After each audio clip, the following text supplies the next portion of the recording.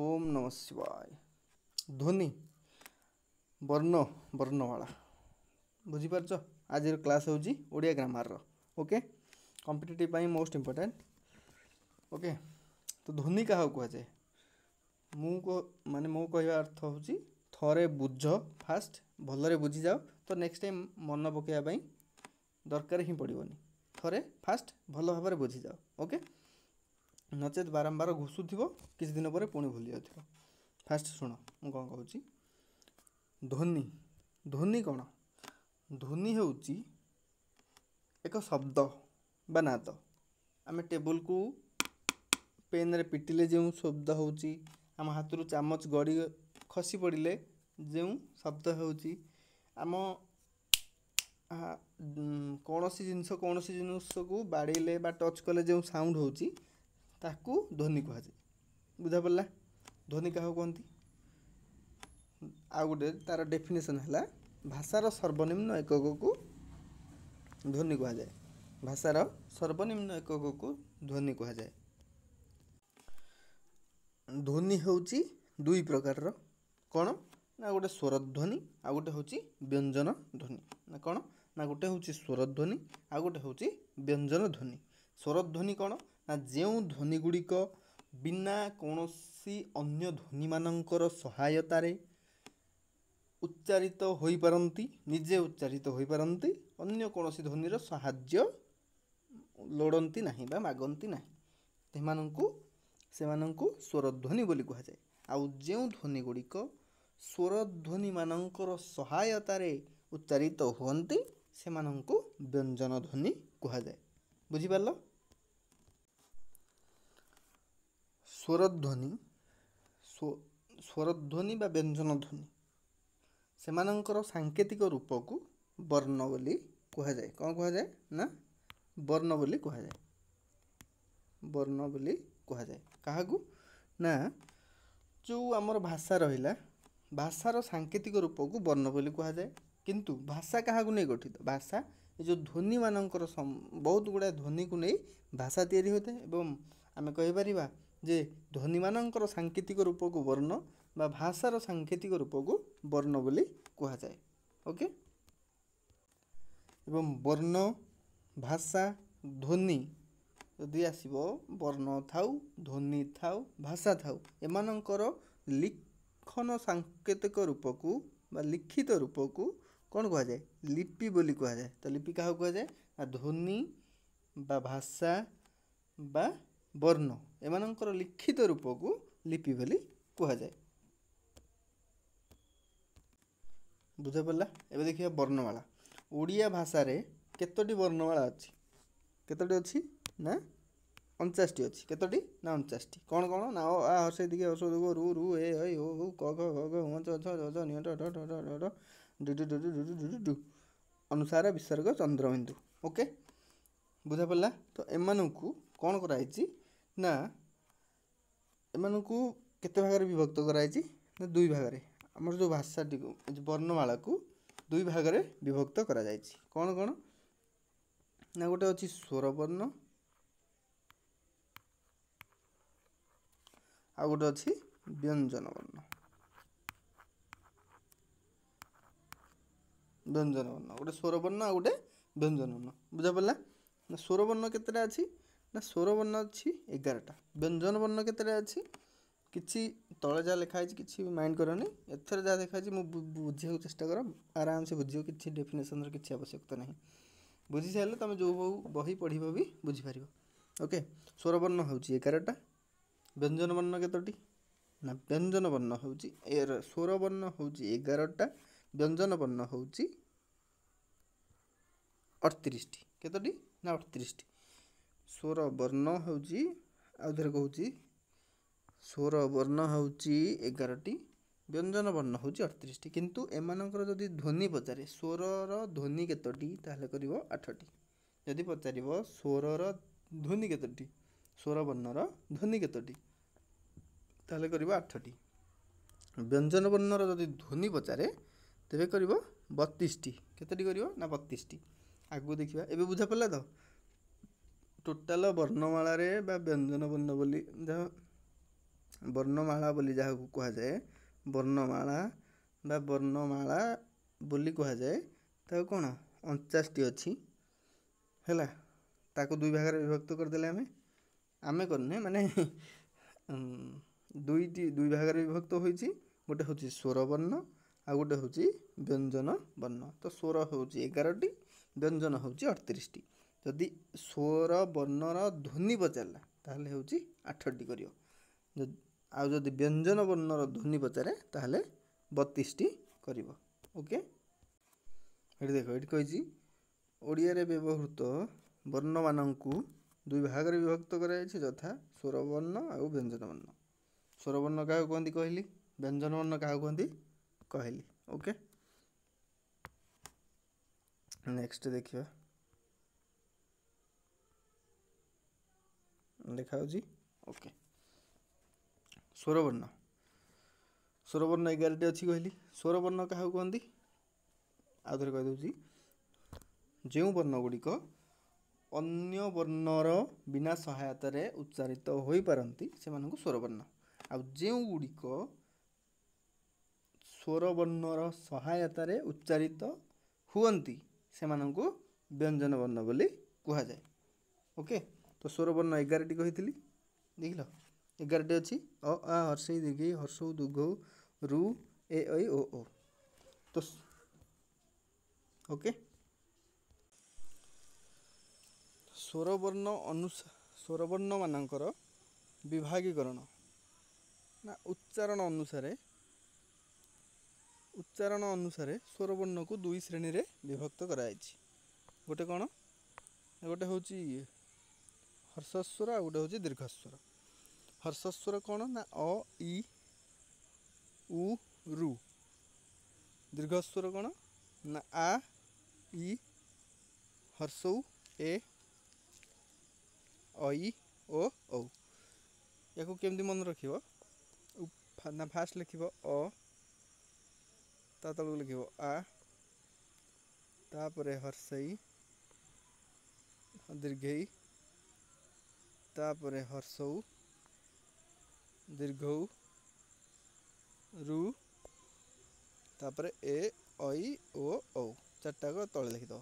ଉପର ଟିକେ ହେଉଛି ହର୍ଷସ୍ୱର, ତଳ ହେଉଛି ଦୀର୍ଘସ୍ୱର। ହର୍ଷସ୍ୱର କ'ଣ ନା ଯେଉଁ ଗୁଡ଼ିକ ଗୋଟିଏ ମାତ୍ରାରେ ଉଚ୍ଚାରିତ ହୁଅନ୍ତି ସେମାନଙ୍କୁ କୁହାଯାଏ ହର୍ଷସ୍ୱର। କ'ଣ ନା ଗୋଟିଏ ମାତ୍ରାରେ ଉଚ୍ଚାରିତ ହେଲେ ହର୍ଷସ୍ୱର କୁହାଯାଏ। ଆଉ ଦୁଇଟି ମାତ୍ରାରେ ଉଚ୍ଚାରିତ ହେଲେ ତାହାକୁ ଦୀର୍ଘସ୍ୱର କୁହାଯାଏ। ଆଉ 3ଟି ମାତ୍ରାରେ ଉଚ୍ଚାରିତ ହେଲେ ତାହାକୁ ପ୍ଲୁତସ୍ୱର ବୋଲି କୁହାଯାଏ। ଏଇଟା ମନେ ରଖିଥାଅ, ଏଇଟା ଇମ୍ପୋର୍ଟାଣ୍ଟ, ଆଗକୁ କାମ ଦେବ। ଏଇଟା ଜାଣି ରଖିଥାଅ, ହର୍ଷସ୍ୱର ଅପେକ୍ଷା ଦୀର୍ଘସ୍ୱର ମାନଙ୍କର ଉଚ୍ଚାରଣରେ ଅଧିକ ସମୟ ଲାଗିଥାଏ ବା ଅଧିକ ସମୟ ନିଏ। ହର୍ଷସ୍ୱର ଅପେକ୍ଷା ଦୀର୍ଘସ୍ୱରରେ ଅଧିକ ଟିକେ ସମୟ ଲାଗିଥାଏ। ଅ ଠାରୁ ଓ ପର୍ଯ୍ୟନ୍ତ 11ଟି ସ୍ୱରବର୍ଣ୍ଣ, ମାତ୍ର ଉଚ୍ଚାରଣ 8ଟି ଧ୍ୱନି ଅଛି, କହିଥିଲି ପୂର୍ବରୁ। ଓକେ, ଯଥା ଅ ଆ ହର୍ଷେଇ ଦୀର୍ଘେଇ, ଏଇଟା ଦେଖିନିଅ। ଆଉ ଗୋଟେ ଇମ୍ପୋର୍ଟାଣ୍ଟ, ଐ ଏବଂ ଔକୁ ଦୁଇଟିକୁ ସଂଯୁକ୍ତ ସ୍ୱର ବା ସନ୍ଧ୍ୟସ୍ୱର କୁହାଯାଏ। ଏଇଟା ଇମ୍ପୋର୍ଟାଣ୍ଟ, ମନେ ରଖିଥାଅ। କାହିଁକି ନା ଅ ଏବଂ ଇ ମିଶି ଐ ହେଇଥାଏ, ଅ ଏବଂ ଇ ମିଶି ଐ ହେଇଥାଏ ଏବଂ ଅ ଏବଂ ଉ ମିଶି ଔ ହୋଇଥାଏ। ସେଥିପାଇଁ ଏମାନଙ୍କୁ ସନ୍ଧ୍ୟସ୍ୱର ବୋଲି କୁହାଯାଏ। ଆଉ ଇମ୍ପୋର୍ଟାଣ୍ଟ କିଛି ନାହିଁ ଏଠି। ହଁ, ବ୍ୟଞ୍ଜନ ବର୍ଣ୍ଣ ତୁମକୁ ପୂର୍ବରୁ କହିଦେଇଛି ଯେ ବ୍ୟଞ୍ଜନ ବର୍ଣ୍ଣ କାହାକୁ କୁହାଯାଏ ବୋଲି। ତ ଆଉ ଥରେ ଦେଖିଦିଅ, ବ୍ୟଞ୍ଜନ ବର୍ଣ୍ଣ ଯେଉଁ ବର୍ଣ୍ଣ ଗୁଡ଼ିକ ସ୍ୱରବର୍ଣ୍ଣର ସାହାଯ୍ୟ ବିନା ଉଚ୍ଚାରିତ ହୋଇପାରନ୍ତି ନାହିଁ ବା ସ୍ୱରବର୍ଣ୍ଣର ସାହାଯ୍ୟରେ ଉଚ୍ଚାରିତ ହୁଅନ୍ତି ସେମାନଙ୍କୁ ବ୍ୟଞ୍ଜନ ବର୍ଣ୍ଣ କୁହାଯାଏ। ହେଲା, ମାନେ ଯେମିତିକି କ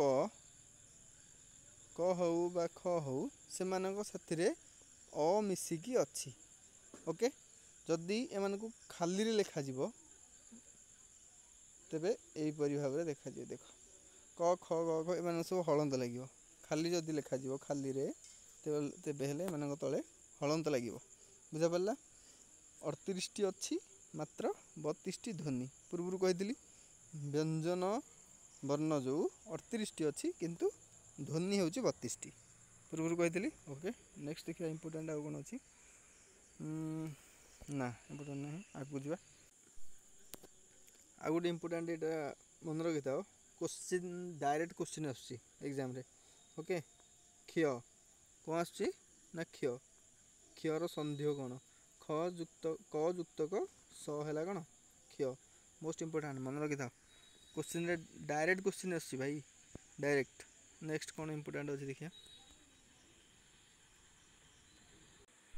आम देखी जो 49टी थिला 11टी है स्वरवर्ण आम टोटाल वर्णमाला हूँ 49टी 11टी हूँ स्वरवर्ण आउ बाकी 49 रु 11 गले बढ़ला केतेटा रहा 38टा जो 38टा रहा 38टा हूँ व्यंजन वर्ण से व्यंजन वर्ण मध्यरु 25टी हूँ क ठारू म पर्यंत क ठारू म पर्यंत जो 25टी वर्ण रहिले ताकू स्पर्श व्यंजन बोली कह जाए बा वर्गीय व्यंजन बोली कह जाए आउ जो बाकी बलिले 13टा से मानकू अवर्गीय व्यंजन बोली कह जाए ओके तो देखिबा एटा कौन कौन ना गोटे क वर्ग गोटे च वर्ग ट वर्ग त वर्ग प वर्ग एटा कौन माने कौन ना जो क ठारू क ख ग घ ङ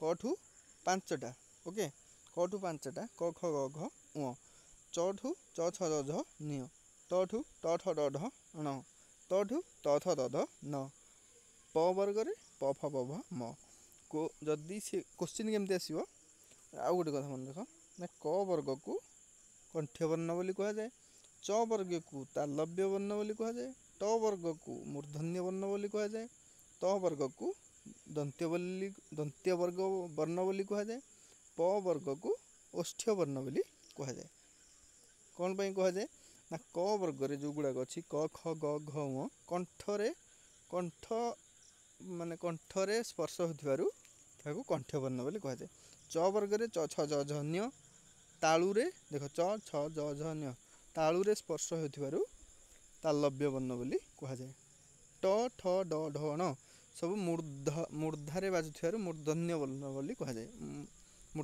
मूर्धा कोटा ना मुख गहर सर्वोच्च स्थान को मूर्धा बोली कह जाए ओके त वर्ग ना त थ द ध न त वर्ग रे त थ द ध न आसी ताकू दंत्य वर्ण बोली कह जाए प वर्ग रे प फ ब भ म ओष्ठ्य वर्ण बोली कह जाए बा ओष्ठ्य वर्ण बोली कह जाए बा प वर्ग एमती देथिबो से पचार द गोटे क्यों वर्ग ताहले कौन करिवो ना त वर्ग द गोटे क्यों वर्ण ताहले कौन करिवो ना दंत्य वर्ण बुझा पड़ला से भली भाव में या मन रखार ट्रिक कौन ना मन रख ना क च ट त प एपटे लिख क च ट त प एपटे सीन लिख क ता मु द ओ कौन लिख ना क च ट त प क ता मु द ओ एटा मन रह ना क च ट त प क ता मु द ओ क रे कंठ्य त रे तालव्य मु रे मूर्धन्य द रे दंत्य ओ रे ओष्ठ बुझा पड़ला टिके प्रैक्टिस कले हो बारंबार बारंबार टिके वीडियो टी देखीदे धीरे धीरे हम learning is a continuous process okay continuous process जब कह सडन गिलीदे बोली हेल्दी हेनी आस्ते आस्ते प्रयास चेष्टा कलापर धीरे धीरे हम ओके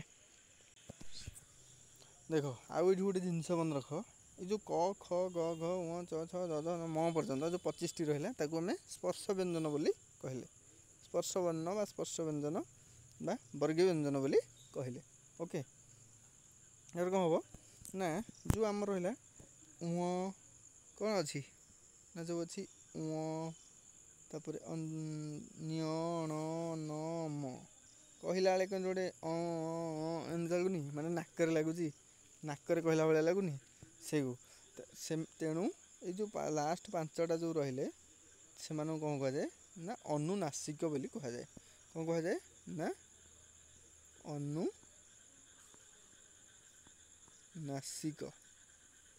अनुनासिक बा अनुनासिक्य बोली कह जाए कौड़ा को ना ये जो 5टा को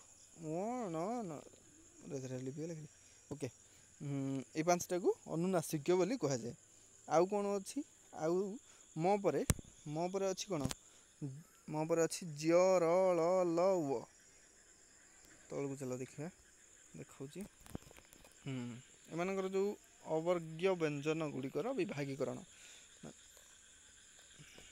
ये देख अनुनासिक माने पूरा लास्ट गुड़ा को प्रत्येक वर्गर पंचम अक्षर गुड़ी को आम कौन कह जाए जो व्यंजन वर्ण गुड़िक अच्छी ताकू अनुनासिक बोली कह जाए कौन कह जाए ना अनुनासिक ओके अनुनासिक अनुनासिक को गुड़ाक न न म न न न म ओके तापर अनुसार विसर्ग और चंद्रबिंदु है अनुसार विसर्ग चंद्रबिंदु एमान बेले बेले नि जाए कहीं चंद्रबिंदु जो थे अनुसार से लगे अनुसार जो लगे से भी नाकरे बाजे आउ देख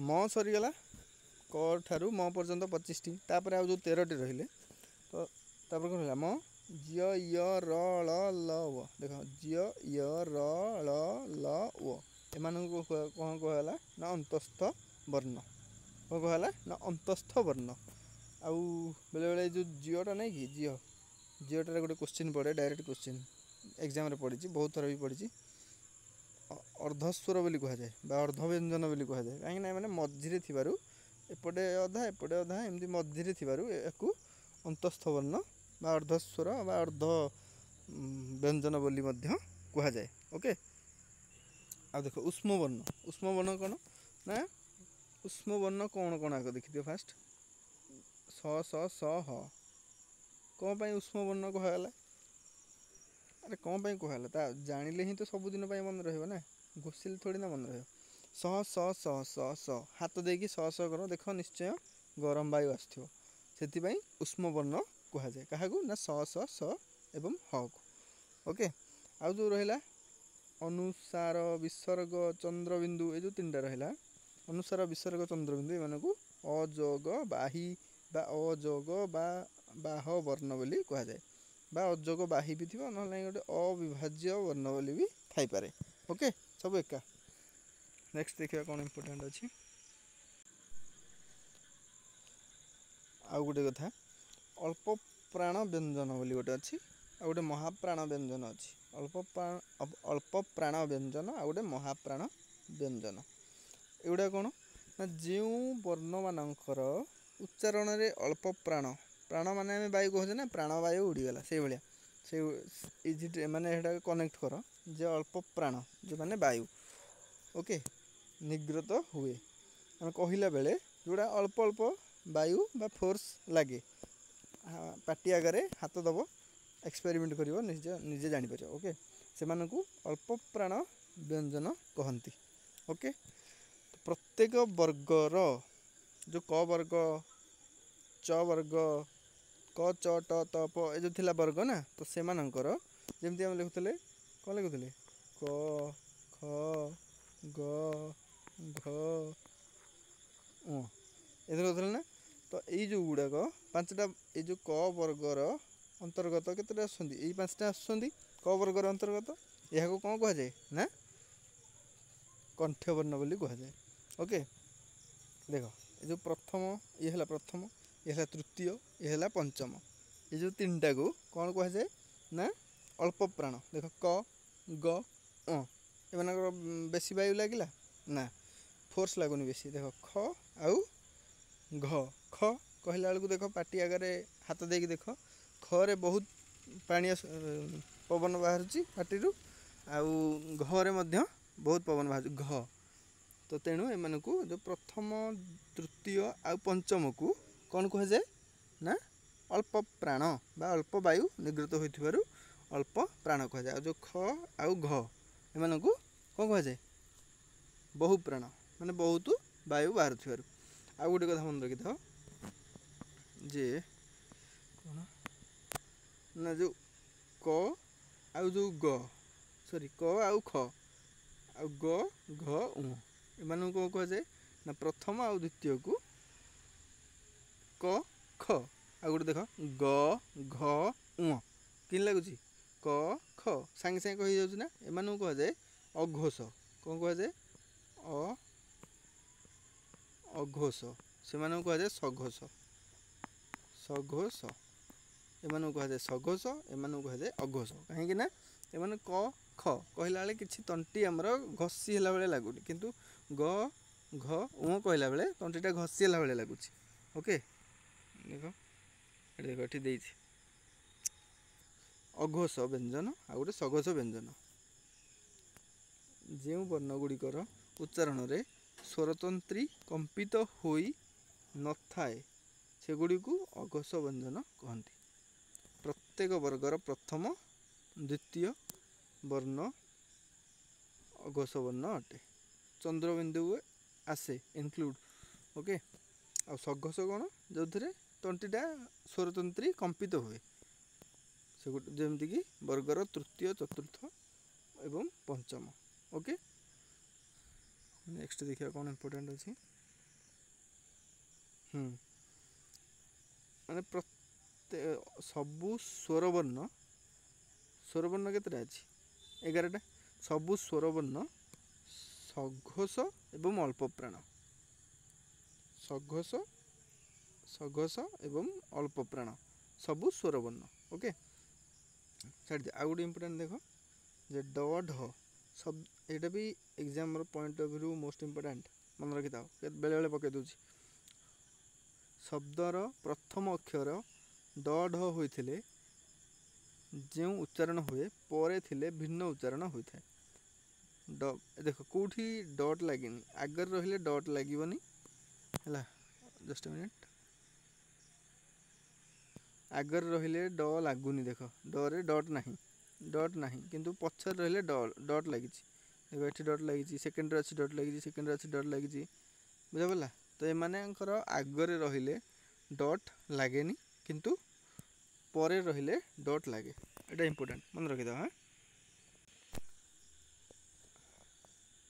ଆଉ କ'ଣ ନା ବେଳେବେଳେ ଚ ତଳେ ବି ଆମେ ବିନ୍ଦୁ ଦେଉ। ଚ ତଳେ ଏମିତି ଗୋଟେ ବିନ୍ଦୁ ଦେଉ ନା, ସେଇଟା ଭୁଲ।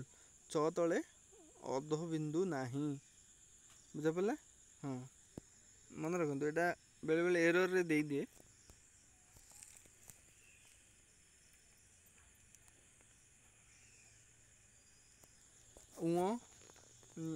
ଜଣଳ ଏମାନେ କେବେ ହେଲେ ଶବ୍ଦର ପ୍ରଥମରେ ନଥିବେ।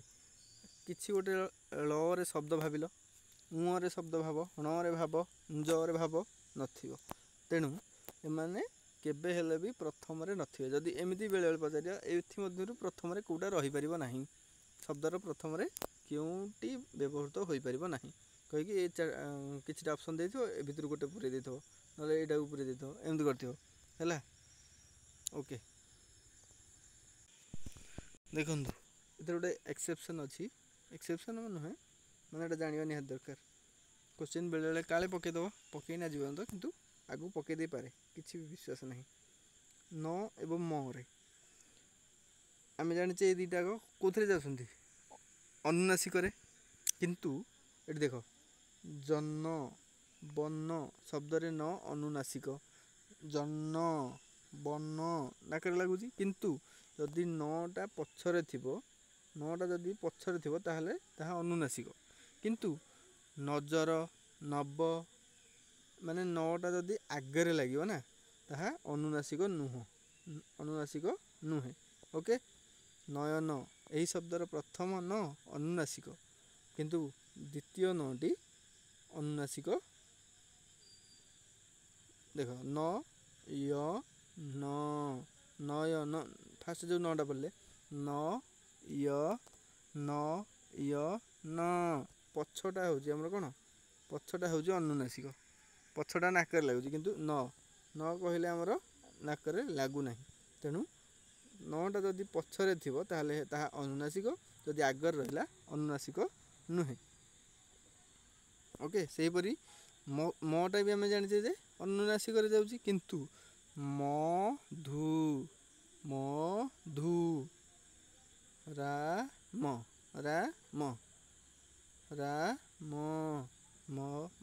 ମଧୁ ଆମେ କ'ଣ ମଧୁ ଏମିତି ପଢ଼ିବା କି ନାହିଁ? बढ़िया कौन मधु मधु मधुरे म अनुनासिक नुहे मधु अनुनासिक लगुनि किंतु राम राम नाकरे लगुच तेणु म जदि आगर रहा ता अनुनासिक नुहे जदि मटा शब्दर पछर रही ताहले सी अनुनासिक ओके ज आउ य विषय जानी था जदि जटा आगरे यूज है ताहले ताहा ज ही रहिबो आ जदि जटा शब्दर पछरे यूज है ताहा य हो देख आगरे अच्छी जथा जमुना जातना पछक पलि आसले लय काय शयन बुझा पड़ा आउ कौन इम्पोर्टाट अच्छी देख ये आउ गोटे इम्पोर्टाट ये अच्छी आम भाषा अवर्ग्य ब कहले कौन अवर्ग्य ब जदि कहले आमर वो मन रखी था अवर्ग्य ब कहले वो हम अवर्ग्य ब कहले वो हम अवर्ग्य ह जदि कह जाए कौन कह जाए जदि अवर्ग्य ह कह जाए ताहले यू आंसर करदे ओके विसर्ग अनुसार ओके विसर्ग को जदि सिंपल कथा यार जदि बर अवर्ग्य ब बोली पचारे ताहले वो जदि आउ केमिति ब को यूज करा जाए बोली कह जाए ताहले हैला कोन वो हम आउ जदि कह जाए हर अवर्ग्य ह कौन चिन्ह कौन बोली ताहले विसर्ग बोली करियो ओके तारे गोटा सब देछि बेवा ओवा हावा आ तो किसी इम्पोर्टाट नहीं ओके कहीदेली ये हर कहीदेली हर अवर्ग्य चिन्ह जो कहती विसर्ग को राम मन वृक्ष बक्ष ओके आ किसी इम्पोर्टाट नहीं ओके आई तीन टाक स केवल सर ही उच्चारण होती ओके जदि तुम कनसेप्ट क्लीयर अच्छी एगुड़ी देख ये स्क्रीनशॉट नियो बा वीडियो टी पॉज कर दियो एटा को दियो ओके जदि तुम कनसेप्ट क्लीयर थी तो ये तुम निजे निजे आराम से कहीपर जदि कहीपर जान जे तुम कनसेप्ट क्लीयर अच्छी मिसिबा अन्य एक नेक्स्ट वीडियो रे good bye tata I hope वीडियोटी पसंद आसथिबो ठीक अच्छे देखा अन्य एक वीडियो रे बाय।